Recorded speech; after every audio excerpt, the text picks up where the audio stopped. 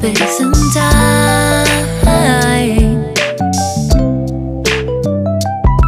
I know how things must seem so fragile in our shells. And it's not so binary how we journey to ourselves.